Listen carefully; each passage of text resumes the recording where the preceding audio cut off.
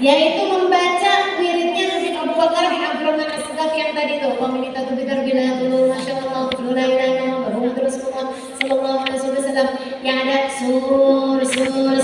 Nah, itu dibaca sesudah Isya, yaitu halaman 113, dan juga wiridnya Imam An-Nawawi yaitu halaman 117.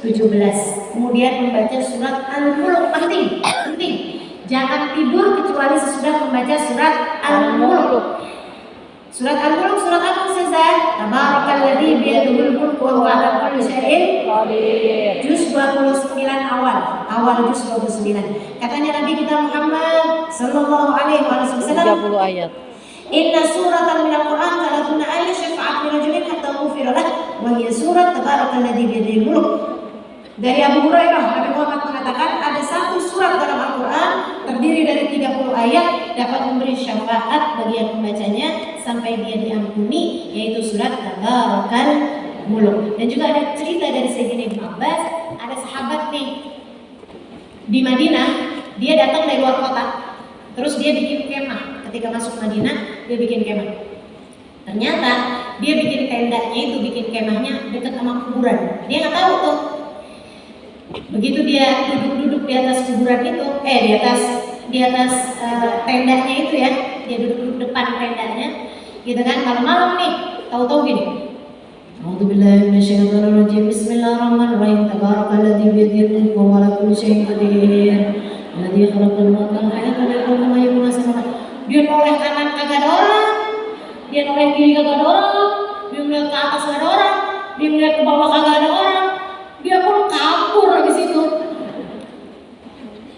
Datang ke rumahnya Nabi Muhammad SAW, nanya, ya Rasulullah, saya ini dorong tuh khobar ada gebrin. Wahai Rasul, saya bikin kemah, bikin tenda. Ternyata tenda saya ini ketemu kuburan ya Rasulullah. Tiba-tiba aja ya Rasulullah, saya dengar suara orang baca Tabarakalladzi biyadihil mulk sampai selesai 30 ayat wahai Rasul. Kata Nabi Muhammad SAW, kuburan orang itu adalah kuburan orang yang gak pernah meninggal baca surat Tabarakal Mulk semasa hidupnya. Sampai dia meninggal dunia, Allah tetap izinkan dia untuk membaca surat tersebut setiap malamnya. Kata Nabi Muhammad, yal mani'ah, yal munjiyah, tunjih min adzabil qabr.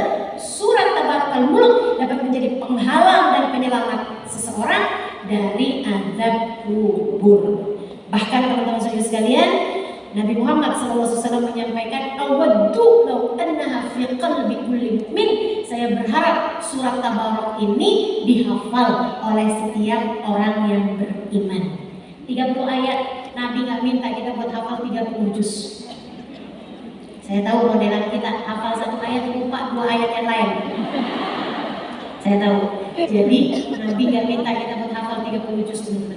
Kalau ada yang bisa kayak begitu, alhamdulillah, harus kamu nikmatin betul-betul, harus kamu syukuri betul-betul. Tapi Nabi tidak segitunya kepada kita hanya diminta untuk hafal 30 ayat dari surat Tabarakal Mulk. Selain daripada tentu saja surat-surat pendek dari yang ada di juz Amma, gitu ya. Nah ini Nabi Muhammad berharap kita hafal. Masa sih kita tega mengecewakan harapan Nabi Muhammad? Yuk hafalin surat Tabarak. Jangan tidur sebelum baca surat Tabarak. Habib Muhammad bin Abdul Haddar, tuh kakeknya Sayyidah Aisyah, ayahanda dari Habib Ubabah Nur, ayahanda dari Ubabah Maryam yang tadi saya ceritakan, mertua dari Habib Zain bin Smith, mertua dari Habib Umar bin Hafid, ulama terkemuka yang tadi saya ceritain jenazahnya enggak dimakan sama rakyat tanah di Mekah. Itu beliau mengatakan majnun manam walam yaqra surat Tabarak. Gila orang berani-beraninya tidur sebelum baca surat Tabarak. Gila orangnya, kata beliau, yang berani tidur sebelum baca surat Tabarak. Waras semua insyaallah. Jangan jadi orang yang gila ya. Kemudian sesudahnya